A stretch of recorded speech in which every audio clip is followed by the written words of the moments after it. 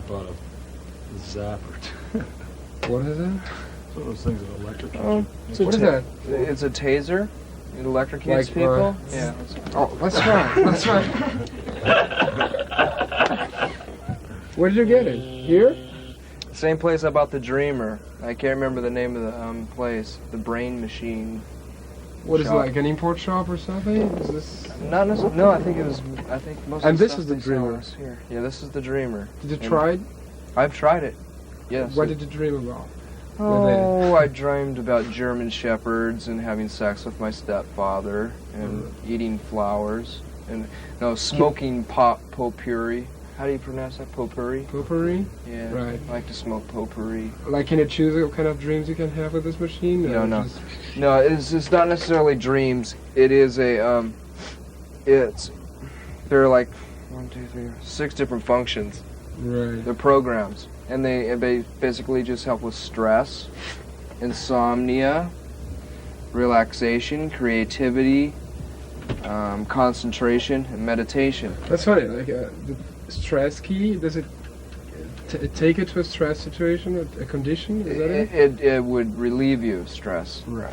And these Ooh, are anyway. these are the glasses, and they're I don't know all the technical terminology for exactly how to explain it, but they flash red lights on and off in different patterns, So- and they coincide with your alpha and whatever other Right. alpha and beta waves in your brain, But- and then there's a sound that goes along with that also. It's you ha- really amazing. It Do you have really to keep works. your eyes open to? No, you close your eyes. It's just like staring into the sun and going, You can feel the flashes. yeah.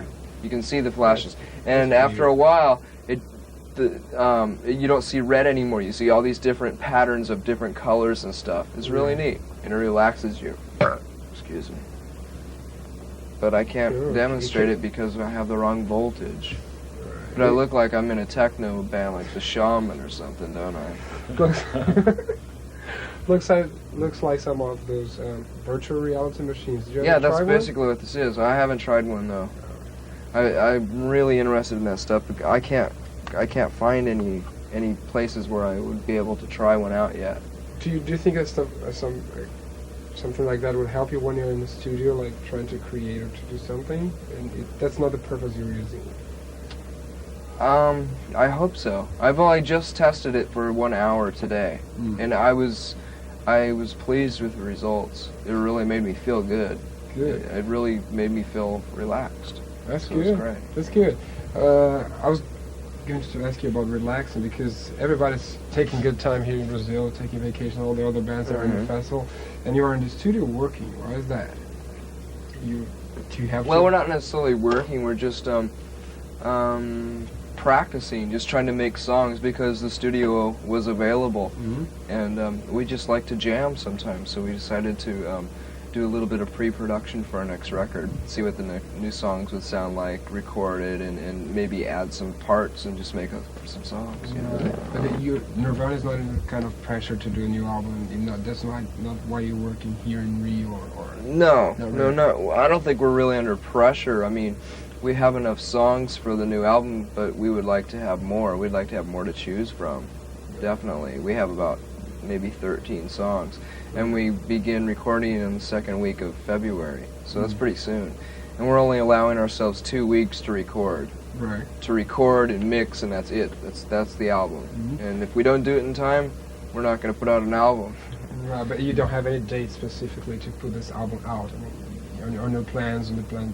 No, plans? except we have a date to record. We have to record starting the second week of February. Second week of February, right?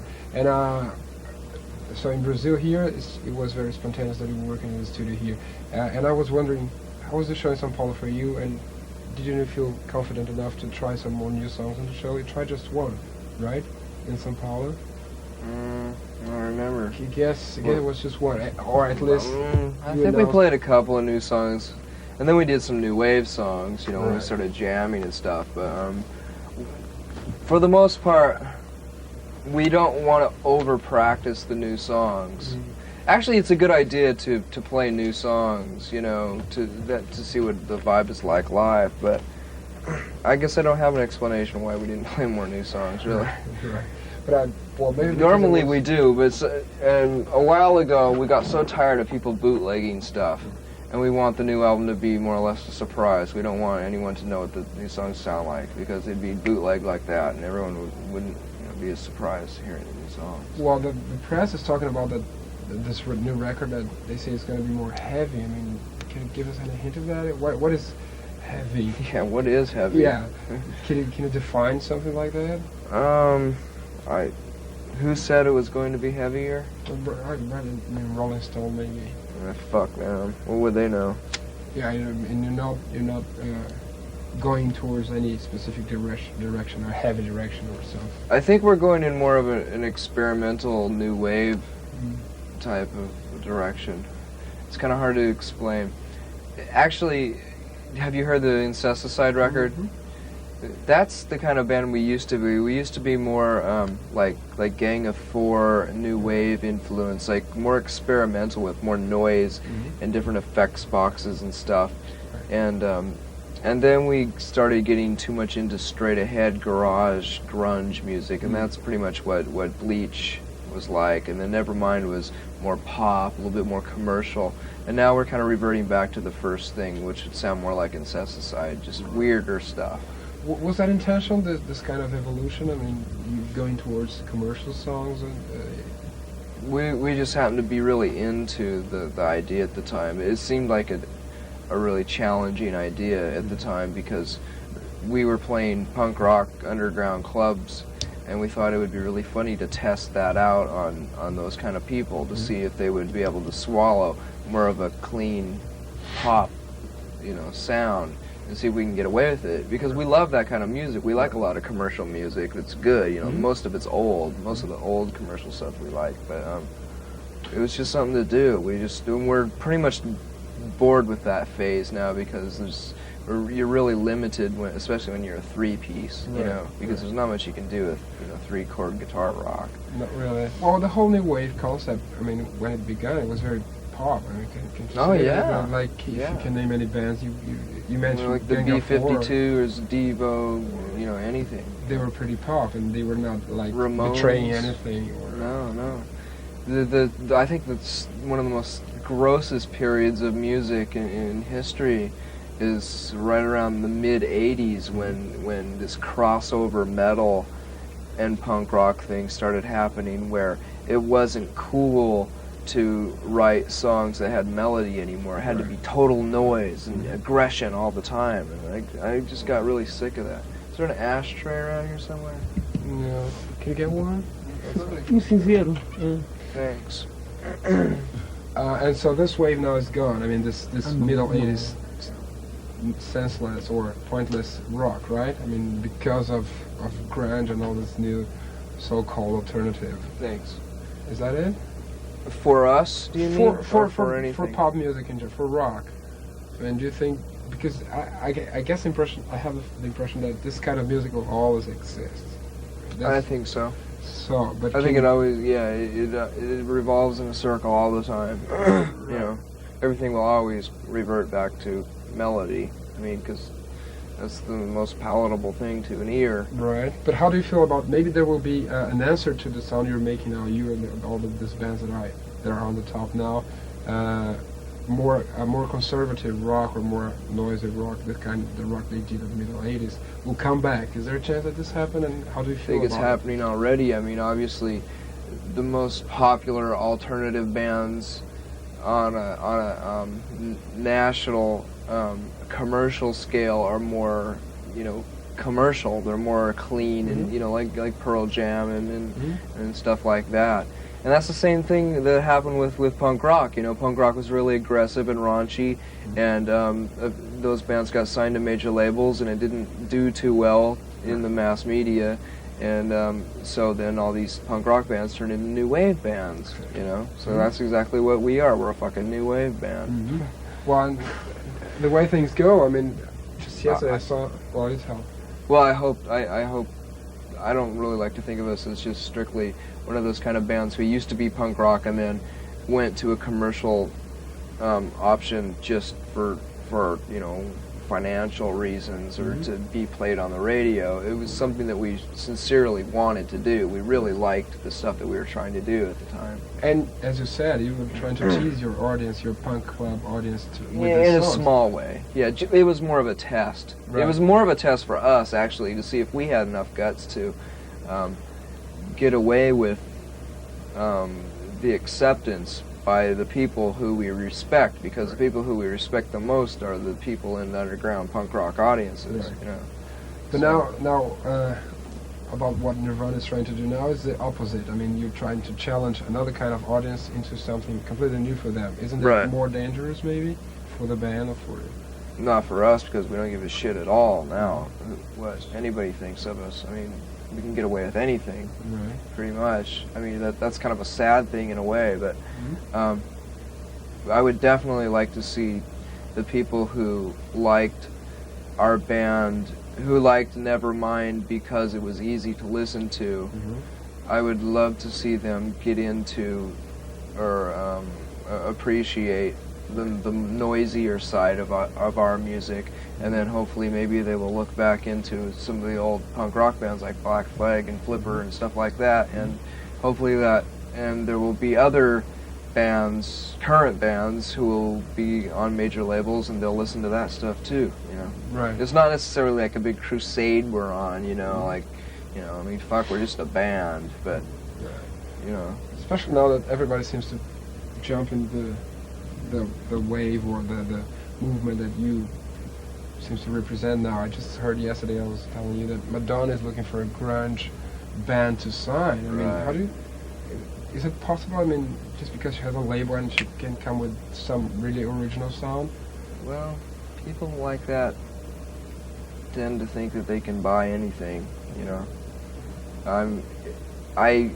I personally don't think that she's really sincerely into that kind of music. I wouldn't know because I don't know her as a person, so maybe she is, but to me it seems kind of superficial. It seems like a cash-in kind of thing. Exactly. And an attempt to be kind of hip and get a little bit more credibility. But in a way, I respect Madonna for the things that she has introduced, because she's introduced some subversive things, and it has nothing to do with sex as far as I'm concerned. I'm talking about like the introduction to the Vogue dance, which originated in the gay clubs in the mid-'80s and early 80s. And stuff like that, and she's always been supportive of things like that, which is I think is really cool. Right. She's just from a different world, you know, so I don't expect her to understand punk rock, because I mean obviously she knew about punk rock. She had to. She was hanging out in New York at that time, and she chose to ignore it. So But that was her choice. the big public, they would buy it anyway just because it's a Madonna's business now, wouldn't they? I mean, do they care for superficiality, or if they just have a name attached to the record, they would buy? Oh, this band might be superficial, but she's producing that. How superficial are consumers and all that? The mass. I don't know. It's hard to say right now, because it seems like people, well, generally people are looking for things that are a bit more sincere and real now. I try to be optimistic enough to hope that people are being out or are looking towards things like that. You know. Is this happening with with rock, even European rock? How much can you say about European rock, English rock maybe? Because this is very true with American rock. But you mentioned New Wave, and a good part of New Wave came from England. I think some absolutely amazing and very influential bands came from England and Europe, all over. But that was in the early 80s, and they weren't afraid to experiment, like, you know, bands like the Raincoats and Kleenex and stuff like that. I mean, fantastic music, but the way that I see the current British rock scene is very, I think they're more interested in an interesting character, more interesting characters in the band, like people who give better interviews than they do music, you know, and it's very fashion conscious and very trendy, and I don't really dig it at all myself. There's not very many English bands I can think of that I like. In fact, I can't think of any off the top of my head, but I know there are a few. I know there are, but I just can't really think of any. But bands, English bands from early 80s. I remember an interview with you. You said something like the 10 most important records for you, and one of them was from a band called Young Marble Giants, which is I thought I was the only person that listened to that. I was very it's a very simple record at all. Yeah. Can you say it's like how close is it to your intentions in music? Because it was this record from Young Marble Giants. I'm heavily influenced by them. It doesn't sound like it in our music, but they're the emotions they evoked and the feeling, the sincerity and all that. It's just and the songwriting I think is fantastic, and it's so original too. You know, no drums. You know, except for the little tick tick tick Casio thing. Great, and I just love that stuff. So it has to do with purity. I say that purity too, in terms of music, and that's what Nirvana is all about: purity of music, right? I would like to think that there's some purity in this, naive, purposely naive. Well, it had the whole attitude during the show in São Paulo. I was talking about it. It was naivety, I think, and how much a huge crowd of 50,000 can get this message of purity or naivety. Does it matter how big is the show for you to send this message? Well, that's kind of a hard thing.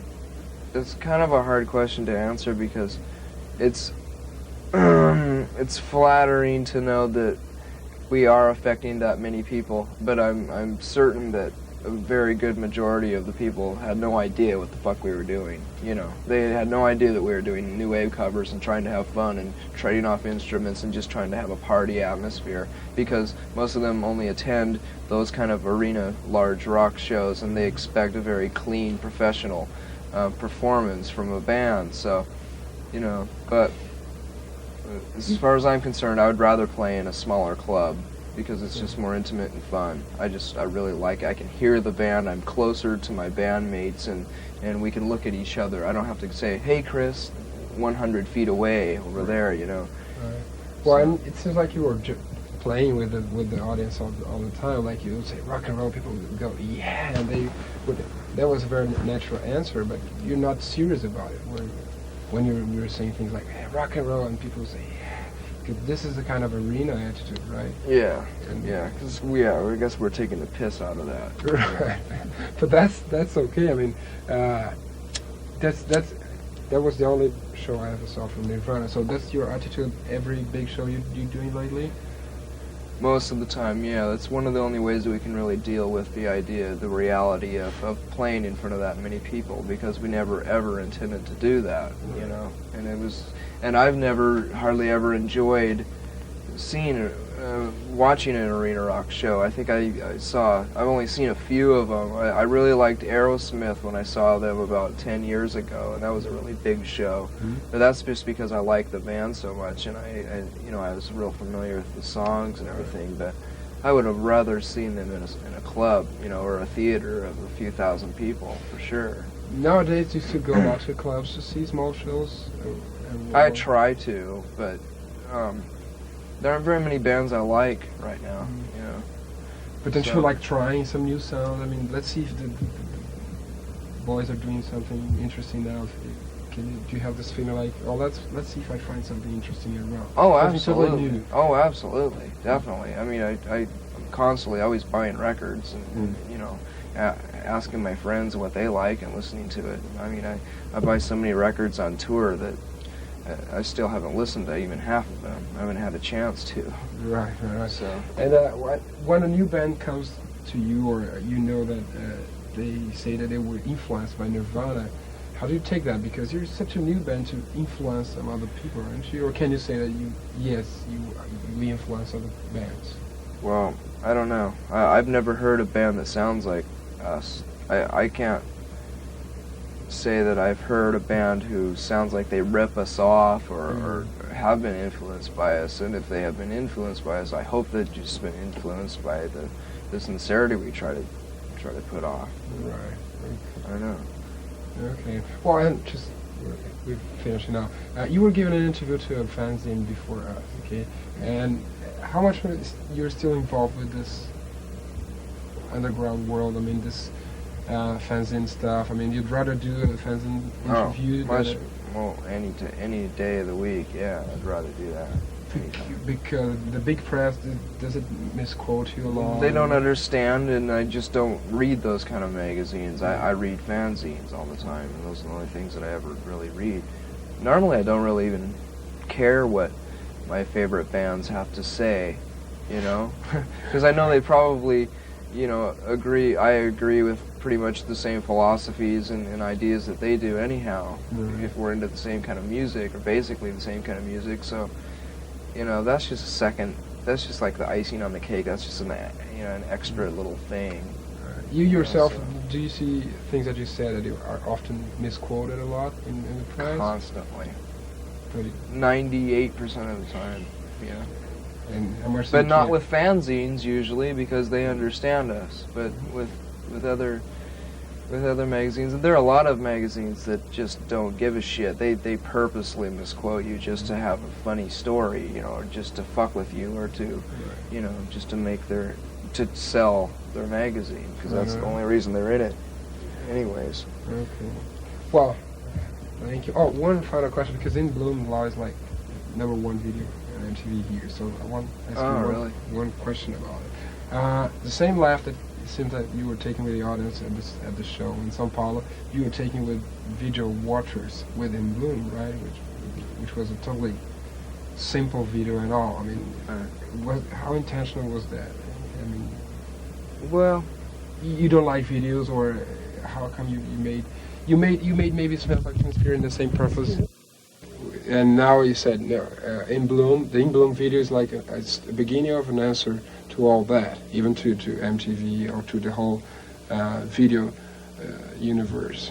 I'm not really sure, because I'm not really opposed to videos. I don't hate them. Sometimes they're fun to do. Especially that video was fun to do because it only took us 6 hours. Normally a video will take the whole day, just like over and over and over. We only had to listen to the song like 4 times. And it was great. It was really great to be able to do that. And it was totally spontaneous. Courtney had brought some dresses with her. She was taking them to a friend's house, or she had borrowed some dresses from a friend of hers, and so I thought, hey, let's put some dresses on and, you know, dance around in those. And that was just, you know, everything was just pretty much spontaneous. The basic idea was just to, you know, do a video that looked like it came from the early '60s or the late '50s. Well, what about the other version that you were more with suits and all like that? It was done in the same day. Yeah. You just change your clothing. Yeah, we just changed our clothing. Okay. Yeah.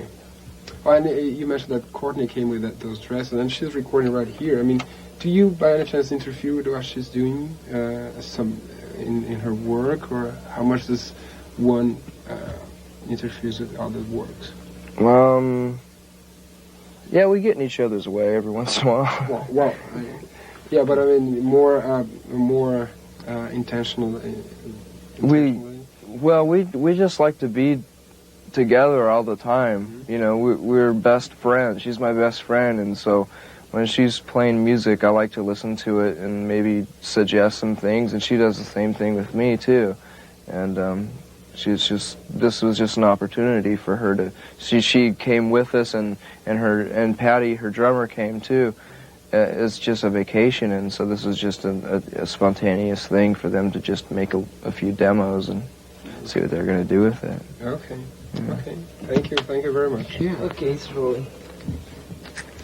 Arnaldo Baptista, is that how you pronounce his name? That's it. Mm-hmm. Where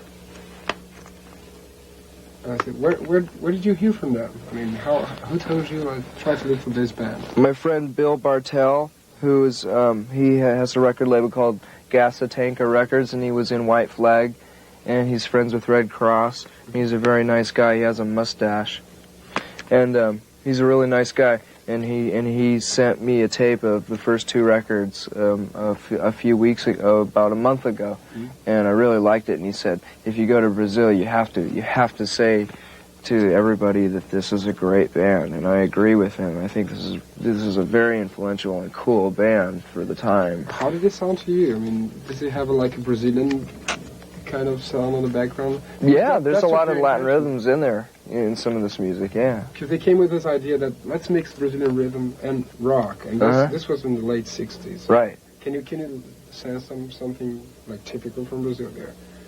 Yeah, oh definitely. There's some, I can hear the rhythm and the influence in the music a lot. I respect them so much.